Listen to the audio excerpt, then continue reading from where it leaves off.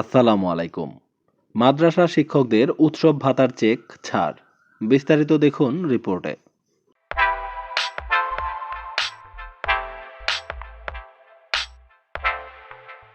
এমপিওভুক্ত মাদ্রাসার শিক্ষক ও কর্মচারীদের ২০২৫ সালের ঈদ উল ফিতরের উৎসব ভাতার চেক ছাড় হয়েছে। ২৩ মার্চ রবিবারের পর অনুদান বন্টনকারী ব্যাংকগুলো থেকে এই টাকা উত্তোলন করতে পারবেন তারা।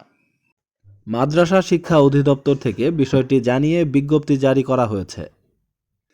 এতে বলা হয়, মাদ্রাসা শিক্ষা অধিদপ্তরের আওতাধীন বেসরকারি শিক্ষা প্রতিষ্ঠানসমূহের শিক্ষক ও কর্মচারীগণের উৎসব ভাতা বাবদ ৪টি চেক বন্টনকারী অগ্রণী ও রূপালী ব্যাংক লিমিটেড প্রধান কার্যালয় এবং জনতা ও সোনালী ব্যাংক লিমিটেড স্থানীয় কার্যালয়ে হস্তান্তর করা হয়েছে।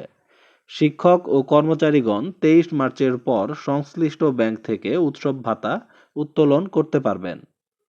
প্রচলিত বিধি অনুসারে এমপিওভুক্ত শিক্ষকদের মূল বেতনের ২৫% এবং কর্মচারীদের মূল বেতনের ৫০% উৎসব ভাতা দেওয়া হয়েছে।